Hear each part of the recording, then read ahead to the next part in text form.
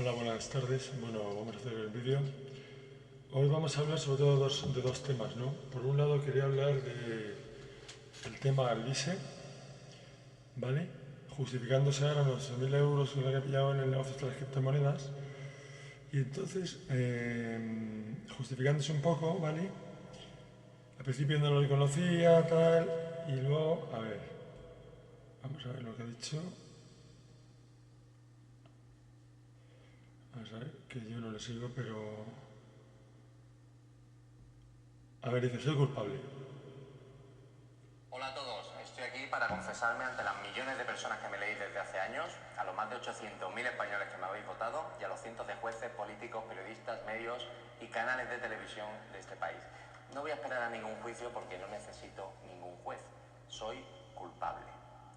Culpable como autónomo que ha cobrado en efectivo un trabajo del que luego el Estado me saquea más de la mitad. Culpable de ejercer legítima defensa contra el terrorismo fiscal del Estado.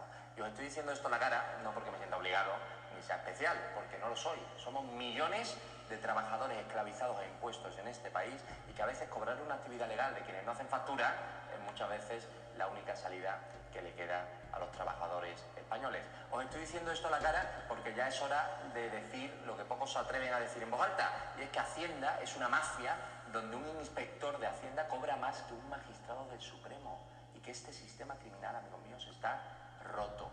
Acepté, y es verdad, cobrar esos honorarios privados, repito, privados, sin factura, para poder tener más ahorros con la finalidad de no enriquecerme por mi actividad política, que es lo que prometí públicamente, porque me niego a que el Estado siga llevándose la mitad de lo mío y porque todo aquel que depende económicamente del poder se corrompe. Lo llevamos viendo décadas en partidos viejos y nuevos. Yo no me voy a esconder. Mientras muchos seguís aferrados a un sistema que os promete seguridad e ilusiones vacías, otros decimos en voz alta cómo hay jueces vendidos por comisiones ilegales, cómo todos son periodistas mercenarios que venden noticias falsas y cómo todos son políticos de toda ideología, que se gastan vuestro dinero en mansiones en Dominicana, en putas y en cocaína. Porque ya no hay ideología, ya no hay razón ni verdad. Solo importa quién está dentro del juego y manda, y quiénes estamos fuera y nos obligan a obedecer. Por eso, al criminal que ha estafado a miles de personas, el gobierno le ha permitido huir a Dubái a cambio de decir que me regaló 100.000 euros. Y por eso a los Puyol, a los José Bono y a todos los que nos roban cientos de millones de euros públicos desde hace décadas nunca les pasa nada. Y si les pasa, no os preocupéis, que ya aparece un juez para cometer justo el error necesario para que salgan siempre absueltos. Inmunidad eterna a la clase política. Yo soy hoy el acusado y me libraré como siempre, porque detrás de las calumnias y los mensajes entrecortados no hay nada más que una complementaria Hacienda. Recordadlo. Pero bueno, no nos equivoquemos. No soy yo quien está realmente en juicio. Lo que está en juicio es el sistema mismo. Este sistema que se aprovecha de vuestro miedo para condenaros a una vida de mierda, a un sueldo de mierda, a un alquiler de mierda y a una vida sin futuro. Porque los políticos son meros títeres. Yo mismo, como diputado que soy un títere. Se supone que represento a más de 800.000 españoles y no decido nada. El Europarlamento ni siquiera legisla y tenemos casi 60.000 euros al mes. Cada ley, cada norma, cada regla está diseñada por gente que no hemos votado ni elegido nadie y que no trabajan para protegernos a nosotros, sino para proteger el poder de unos pocos lobbies que controlan toda Europa. Me llamarán los medios corruptos, manipuladores, etcétera, por una factura sin IVA. Pero díganme, ¿quién de ustedes no ha hecho concesiones, pequeños sacrificios de moral para llegar donde está? ¿He cobrado por mi trabajo sin factura? Sí. Es que esa es la verdad. Me niego a esconderme detrás de mentiras, promesas vacías y de la típica sonrisa falsa del político de turno. Pero la justicia en España es una ilusión, es un espejismo diseñado para que la gente crea que algún día podrán cambiar algo si votan al partido correcto. Por eso encarcelan a un anciano que defiende su casa como Pepe Loma, por eso subsidian a ilegales que parasitan las ayudas sociales y por eso criminalizan a gente valiente como Desocupa, mientras protegen a los miles de ocupas que dejan en la calle a los que llevan años trabajando para pagar sus casas. Casas, por cierto, que empezaron a pagar en una época en la que al menos la gente alcanzaba a pagarse una, porque hoy eso es ya imposible. A mí, y lo voy a decir a las claras, me importa 3 cojones que la gente me vote o me deje de votar. Pero no voy a pasar por la política abordazado solo porque el sistema te quiera rico y obediente. Me niego.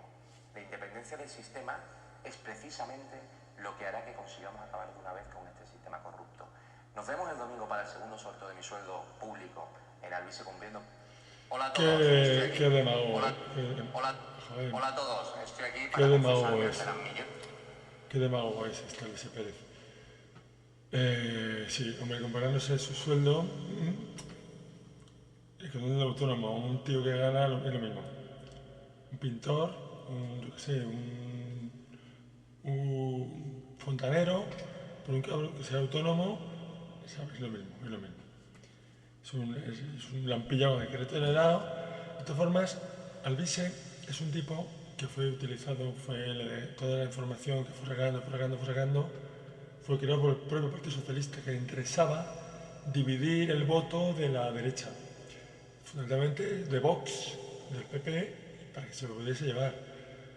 Y ahora es lo mismo, ahora estoy seguro que es el mismo PSOE, que no le interesa ahora ya lo que está haciendo Alvise, y es lo que hay.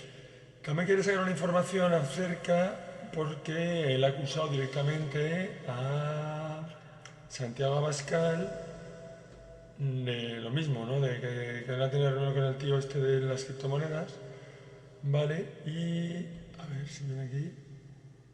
A ver. Si viene aquí. Jolín. A ver.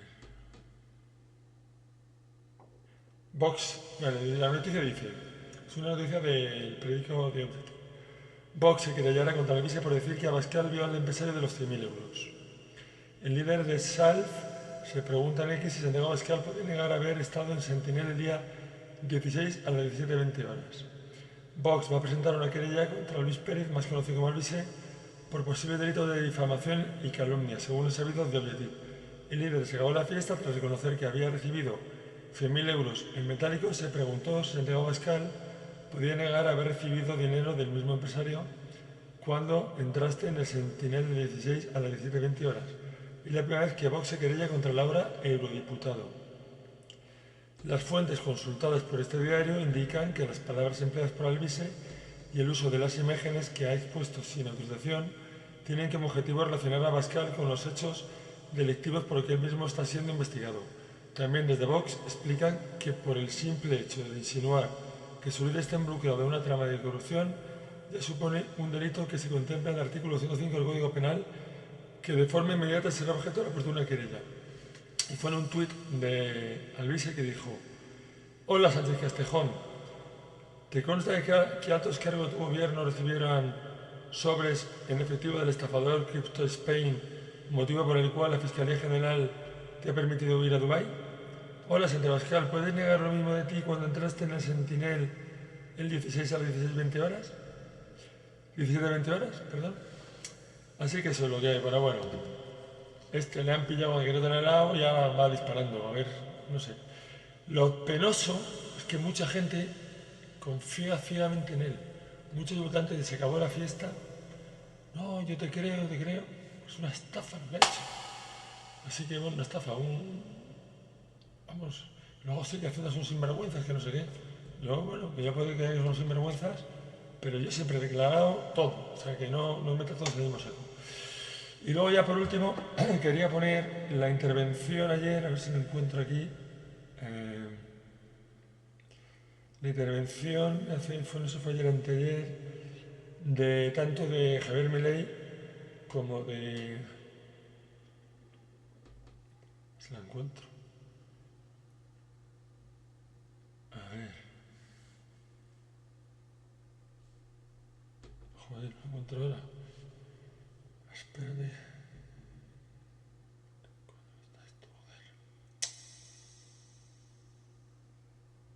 A ver, no lo encontraba. La intervención de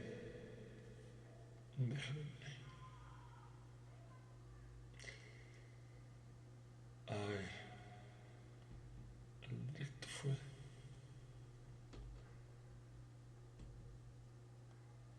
Si eres comercial y eres de Madrid y quieres... Bueno, esta es una... La verdad que la intervención de Javier Milei fue realmente increíble.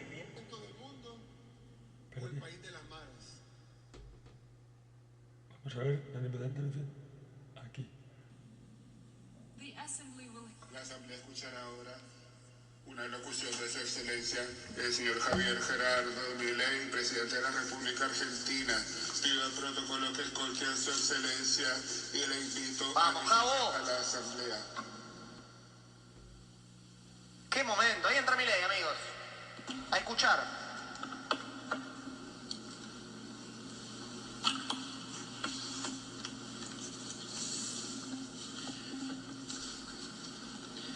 A las autoridades de las Naciones Unidas, los representantes de los distintos países que la integran y todos los ciudadanos del mundo que nos estén mirando. Buenas tardes. Para aquellos que no lo saben, yo no soy político.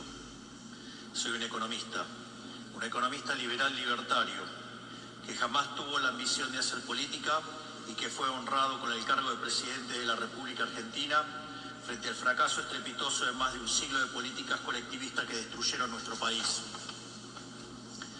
Este es mi primer discurso frente a la Asamblea General de las Naciones Unidas y quiero aprovechar para, con humildad, alertar a las distintas naciones del mundo sobre el camino que están transitando hace décadas y sobre el peligro que implica que esta organización fracase en cumplir su misión original.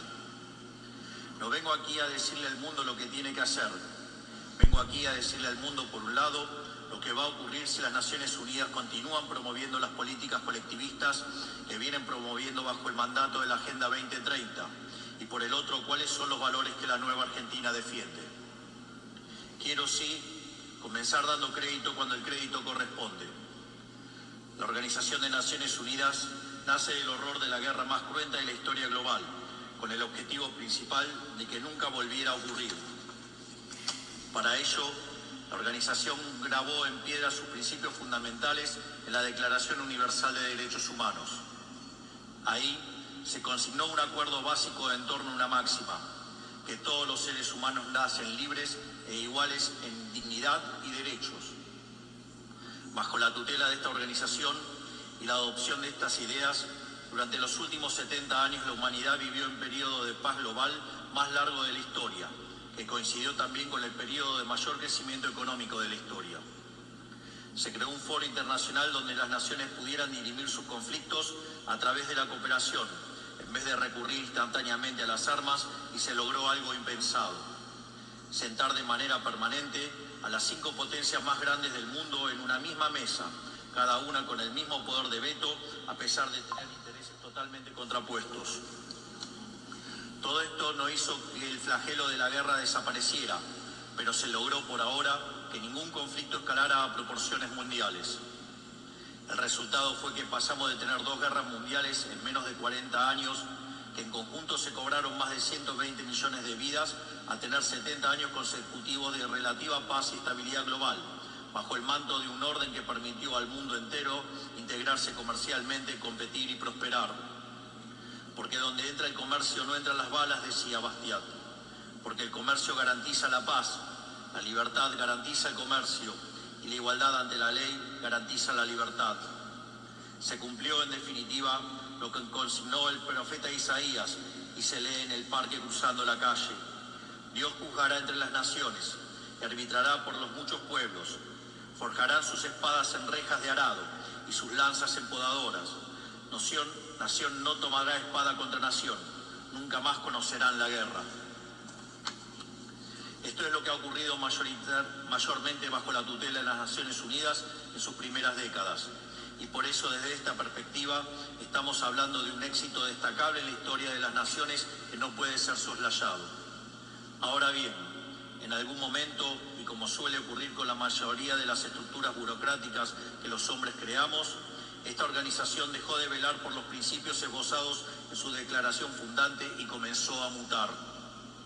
Una organización que había sido pensada esencialmente como un escudo para proteger el reino de los hombres, se transformó en un leviatán de múltiples tentáculos que pretende decidir no solo qué debe hacer cada Estado-nación, sino también cómo deben vivir todos los ciudadanos del mundo. Así es como pasamos de una organización que perseguía la paz a una organización que le impone una agenda ideológica a sus miembros sobre un sinfín de temas que hacen a la vida del hombre en sociedad. Bien. El modelo de Naciones Unidas que había sido exitoso, cuyo origen podemos rastrear en las ideas del presidente Wilson, que hablaba de la sociedad de paz sin victoria y que se fundaba en la cooperación de los Estados-nación, ha sido abandonado. Ha sido reemplazado por un modelo de gobierno supranacional de burócratas internacionales que pretenden imponerle a los ciudadanos del mundo un modo de vida determinado. Lo que se está discutiendo esta semana aquí en Nueva York, en la Cumbre del Futuro, no es otra cosa que la profundización de ese rumbo trágico que esta institución ha adoptado. La profundización de un modelo que, en palabras del propio secretario de las Naciones Unidas, exige definir un nuevo contrato social a escala global, redoblando los compromisos de la Agenda 2030. Quiero ser claro en la posición de la Agenda Argentina. La Agenda 2030, aunque bien intencionada en sus metas, no es otra cosa que un programa de gobierno supranacional de corte socialista que pretende resolver los problemas de la modernidad con soluciones que atentan contra la soberanía de los Estados-nación y violentan el derecho a la vida, a la libertad y a la propiedad de las personas. Es una agenda que pretende solucionar la pobreza, la desigualdad y la discriminación con legislación que lo único que hace es profundizarla. Porque la historia del mundo demuestra que la única manera de garantizar la prosperidad es limitando el poder del monarca, garantizando la igualdad ante la ley y defendiendo el derecho a la vida, a la libertad y a la propiedad de los individuos. Ha sido precisamente la adopción de esa agenda que obedece a intereses privilegiados y el abandono de los principios esbozados en la Declaración Universal de Derechos Humanos de las Naciones Unidas lo que tergiversó el rol de esta institución y la puso en una senda equivocada. Así, hemos visto cómo una organización que nació para defender los derechos del hombre ha sido una de las principales propulsoras de la violación sistemática de la libertad, como por ejemplo con las cuarentenas a nivel global durante el año 2020 y que debería ser considerado un delito de lesa humanidad. En esta misma casa, que dice defender los derechos humanos, han permitido el ingreso al Consejo de Derechos Humanos a dictaduras sangrientas como la de Cuba y Venezuela sin el más mínimo reproche. En esta misma casa, que dice defender los derechos de las mujeres, permite el ingreso al Comité para la Eliminación de la Discriminación contra la Mujer a países que castigan a sus mujeres por mostrar la piel. En esta misma casa, sistemáticamente, se ha votado en contra del Estado de Israel, que es el único país de Medio Oriente que defiende la democracia liberal, mientras se ha demostrado en simultáneo una incapacidad total de responder al flagelo del terrorismo. En el plano económico, se han promovido políticas colectivistas que atentan contra el crecimiento económico, violentan los derechos de propiedad y entorpecen el proceso económico natural, llegando a impedirle a los países más postergados del mundo gozar libremente de sus propios recursos para salir adelante. Regulaciones y prohibiciones impulsadas precisamente por los países que se desarrollaron gracias a hacer lo mismo que hoy condenan. Se ha promovido además una relación tóxica entre las políticas de gobernanza global y los organismos de crédito internacional, exigiéndole a los países más relegados que comprometan recursos que no tienen en programas que no necesitan, convirtiéndolo en deudores perpetuos para promover la agenda de las élites globales. Tampoco ha ayudado el tutelaje del Foro Económico Mundial, donde se promueven políticas ridículas con anteojeras maltusianas, como las políticas de emisión cero, que dañan sobre todo a los países pobres, a las políticas vinculadas a los derechos sexuales y reproductivos, cuando la tasa de natalidad de los países occidentales se está desplomando, anunciando un futuro sombrío para todos. Tampoco la organización ha cumplido satisfactoriamente su misión de defender la soberanía territorial de sus integrantes, como sabemos los argentinos de primera mano en la relación con las Islas Malvinas. Y llegamos incluso a una situación en la que el Consejo de Seguridad, que es el órgano más importante de esta casa, se ha desnaturalizado, porque el veto de sus integrantes permanentes se empezó a utilizar en defensa de los intereses particulares de algunos. Así estamos hoy, con una organización impotente en brindar soluciones a los verdaderos conflictos globales, como ha sido la aberración y aberrante invasión rusa a Ucrania, que ya le ha costado la vida a más de 300.000 personas, dejando un tendal de más de 1 millón de heridos en el proceso. Una organización que en vez de enfrentar estos conflictos, invierte tiempo y esfuerzo en imponerle a los países pobres que cómo y deben producir, con quién vincularse, qué deben comer y en qué creer, como pretende dictar el presente pacto del futuro. Toda esta larga lista de errores y contradicciones no ha sido gratuita, sino que ha redundado en la pérdida de credibilidad de las Naciones Unidas ante los ciudadanos del mundo libre y en la desnaturalización de sus funciones. Por eso, quiero hacer una advertencia. Estamos ante un fin de ciclo. El colectivismo y el postureo moral de la agenda woke se han chocado con la realidad y ya no tiene soluciones creíbles para ofrecer a los problemas reales del mundo. De hecho, nunca las tuvieron. Si la Agenda 2030 fracasó, como reconocen sus propios promotores, la respuesta debería ser preguntarnos si no fue un programa mal concebido de inicio, aceptar esa realidad y cambiar el rumbo. No se puede pretender persistir en el error redoblando la apuesta de una agenda que ha fracasado. Siempre ocurre lo mismo con las ideas que vienen de la izquierda. Diseñan un modelo acorde a lo que el ser humano debería ser, según ellos, y cuando los individuos libremente actúan de otra manera, no tienen mejor solución que restringir, reprimir y coartar su libertad. Nosotros en Argentina ya hemos visto con nuestros propios ojos lo que hay al final de este camino de envidia y pasiones tristes. Pobreza, embrutecimiento, anarquía y una ausencia fatal de libertad. Todavía estamos a tiempo de apartarnos de ese rumbo. Quiero ser claro con algo para que no haya malas interpretaciones. La Argentina, que está viviendo un proceso profundo de cambio en la actualidad, ha decidido abrazar las ideas de la libertad.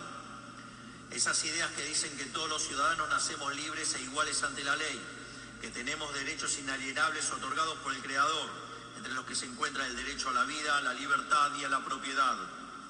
Esos principios que ordenan el proceso de cambio que estamos llevando adelante en la Argentina son también los principios que guardarán nuestra conducta internacional a partir de ahora.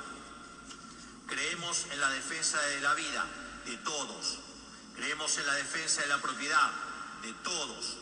Creemos en la libertad de expresión para todos. Creemos en la libertad de culto para todos. Creemos en la libertad de comercio para todos. Y creemos en los gobiernos limitados, todos ellos.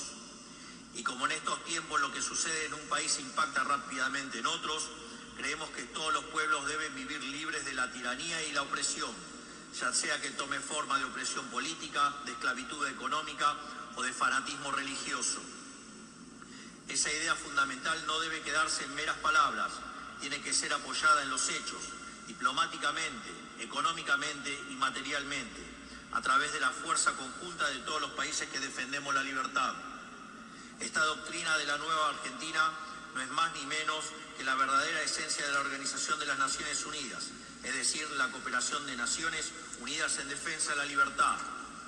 Si las Naciones Unidas deciden retomar los principios que le dieron vida y volver a adaptar el rol para la que fue concebida, cuenten con el apoyo inclaudicable de la Argentina en la lucha por la libertad. Sepan también que la Argentina no acompañará ninguna política que implique la restricción de las libertades individuales, del comercio ni la violación de los derechos naturales de los individuos. No importa quién la promueva ni cuánto consenso tenga esa institución. Por esta razón, queremos expresar oficialmente nuestro disenso sobre el Pacto del Futuro firmado el día domingo e invitamos a todas las naciones del mundo libre a que nos acompañen, no solo en el disenso de este pacto, sino en la creación de una nueva agenda para esta noble institución, la Agenda de la Libertad. A partir de este día, sepan que la República Argentina va a abandonar la posición de neutralidad histórica que nos caracterizó y va a estar a la vanguardia de la lucha en defensa de la libertad. Porque como decía Thomas Paine, aquellos que desean cosechar las bendiciones de la libertad deben como hombres soportar la fatiga de defenderla. Que Dios bendiga a los argentinos y a todos los ciudadanos del mundo y que las fuerzas del cielo nos acompañen. ¡Viva la libertad, carajo! Muchas gracias. Sensacional, la verdad que sensacional. Ha estado muy bien. Es como tiene que ser. Si es que la Agenda 2030 o 2045 la quieren hacer, va en contra de todo. Pero es lo que buscan las nuevas élites. Soros y compañía, que todos somos pobres. Bueno, ahora a continuación vamos a escuchar a... Tiene que hablar Milei ahora. No, Milei no. Ahora tiene que hablar el siguiente, que tiene que hablar, yo creo que es Bukele, que también creo que estuvo muy bien, muy bien. A ver. Derecho a la mujer a países... A ver si vamos a ponerlo a... Una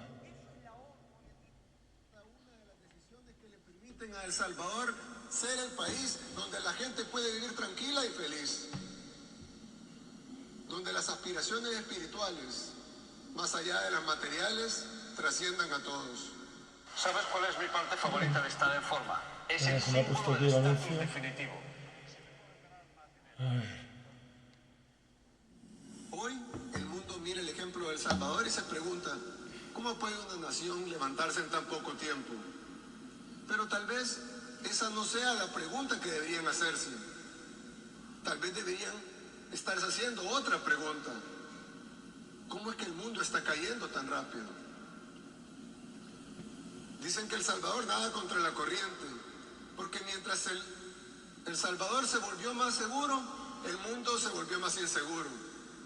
Mientras el pueblo salvadoreño se volvió más optimista, la mayoría de la gente en el mundo moderno se vuelve cada vez más pesimista. Y sí, tienen razón. El mundo se ha vuelto dividido, deprimido, preocupado, hostil y sin esperanza. Y lo ha hecho a una velocidad sin precedentes. Hoy el mundo libre ya no es libre. Esto no es una exageración. Trágicamente vemos pruebas innegables de esta decadencia todos los días. Las nuevas amenazas de guerras continúan. Cuando el mundo libre se volvió libre, fue gracias a sus principios de libertad de expresión, igualdad ante la ley, unidad y respeto por la propiedad privada. Pero una vez una nación abandona sus principios que la hacen libre, es solo cuestión de tiempo para que pierda su libertad por completo. Las consecuencias se están desarrollando ante nuestros propios ojos. Las podemos ver. En algunas ciudades del llamado primer mundo, las tiendas necesitan asegurar sus productos detrás de puertas de vidrio con llave para evitar robos. Y no hablo ni siquiera de productos caros, sino de cosas sencillas como una barra de chocolate o una rasuradora. En otras ciudades, las calles ya no pertenecen a la gente, sino que han caído en manos de la indigencia, de las pandillas, del crimen organizado y de las drogas. No puedes reclamar el título de mundo libre si ni siquiera tu gente es libre para caminar por las calles sin temor a ser acosada, robada o asesinada. También estamos siendo testigos en tiempo real de la erosión de la libertad de expresión. Hace apenas una década, Occidente era el bastión de la libertad de expresión y ahora es sermoneado por quienes solían denunciar. Las plataformas más grandes de redes sociales en el mundo fueron obligadas a censurar a sus usuarios a petición de sus gobiernos. Ciudadanos de países occidentales han sido arrestados por compartir publicaciones en redes sociales. Los partidos gobernantes han intentado prohibir a su oposición política. Estas no son acusaciones ni teorías de conspiración, son hechos comprobables y ampliamente documentados. No se puede ganar el respeto del pueblo sin respetar al pueblo. Esto ni siquiera comenzó hace poco, pero lo notamos más, porque en los últimos años se ha acelerado. Y esta aceleración significa que estamos acercándonos a un tenebroso punto de inflexión. Estamos ante una nueva era oscura de la humanidad.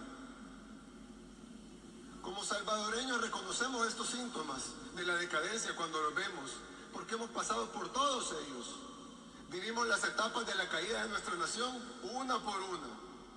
Y estamos viendo esas mismas etapas una vez más, pero esta vez a escala global. No podemos ni deseamos decirles a otros países lo que tienen que hacer. Cada país debe tomar sus propias decisiones y hacer lo que sea mejor para su gente. Solo podemos ofrecer una palabra de advertencia de un amigo que ha pasado por una época oscura y ha librado la batalla de su vida para salir de ella. No podemos cambiar el curso del mundo. El Salvador es un país demasiado pequeño. Somos de hecho el país más pequeño de todo el continente americano. Esto es mucho más grande que nosotros y de hecho es más grande que cualquier nación. No podemos prevenir los tiempos oscuros que se avecinan, pero lo que sí podemos hacer es convertirnos en un pequeño refugio ante la tormenta que se aproxima y mantener la esperanza. En El Salvador no encarcelamos a nuestra oposición, no censuramos opiniones, no confiscamos bienes de quienes piensan diferente. No arrestamos a las personas por expresar sus ideas. En El Salvador tu libertad de expresión, así como tu propiedad privada, siempre estarán protegidas. En El Salvador priorizamos la seguridad de nuestros ciudadanos honestos sobre la comodidad de los criminales. Algunos dicen de que hemos encarcelado miles, pero la realidad es que hemos liberado a millones. Ahora son los buenos los que viven libres, sin miedo, con sus libertades y derechos humanos totalmente respetados. Queremos que nuestra gente prospere, por eso fomentamos la innovación y alentamos las nuevas ideas. Creemos que se necesita un espacio seguro y libre para que los conceptos florezcan. Las visiones deben investigarse, probarse y experimentarse. No deben ser sofocadas por regulaciones anticuadas o por el miedo al cambio. En El Salvador encontrarán un espacio para perseguir sus ambiciones, ya sea en el campo de la tecnología, la finanza, la energía, la medicina, las artes, la cultura, la música o la arquitectura. Hace unos años, El Salvador solía ser uno de los lugares más oscuros de todo el planeta. Pero en poco tiempo nuestra nación renació, porque nos recordamos a nosotros mismos que la libertad se toma, no se da ni se regala, y como todo en la vida que vale la pena tener, necesita cuidado y mantenimiento. Hoy El Salvador es un país seguro para el progreso y la innovación, pero también para la familia y para la búsqueda de nuestros propósitos individuales. En el nuevo El Salvador todos tienen cabida. Ofrecemos este espacio seguro principalmente para nuestra gente, pero también para quienes deseen compartir y contribuir a nuestra visión. No será fácil. De hecho, el paso siguiente tal vez es más difícil que el anterior. Hemos liberado nuestro país, pero debemos mantener esa libertad y debemos hacerlo en un mundo que cada vez es menos libre. El Salvador ha dejado atrás su pasado, al que juramos nunca más volver. Tal vez sea demasiado tarde para evitar los tiempos oscuros que enfrenta nuestro mundo hoy, pero no es demasiado tarde para construir una arca y capear la tormenta. Que Dios bendiga a la humanidad. Muchas gracias. Bueno, la verdad que Milei y él, fenomenal. Milei y Bukele, fenomenal. Solo nos queda, como digo yo, confianza para todos. Es gente como Milei, gente como Bukele y que Donald Trump salga presidente de Estados Unidos. Es la salvación del planeta, sobre todo porque es la potencia número 1 y ahora mismo Estados Unidos está fatal. Así que Donald Trump tiene que seguir adelante y luego la verdad que está sensacional. Por encima de todo, la defensa del individuo, la propiedad privada, o sea, un tío que es un delincuente a la cárcel, o sea, es que es así es. Y eso de las élites de no comas carne, no. Así que nada, que todo mi apoyo, me ha gustado, me ha encantado, sobre todo me ha gustado la de los dos, la de Bukele, pero la de Milei ha estado de 10. Bueno, sin más, pues voy a dejar este vídeo. Si os ha gustado el vídeo, darle me gusta y nos vemos.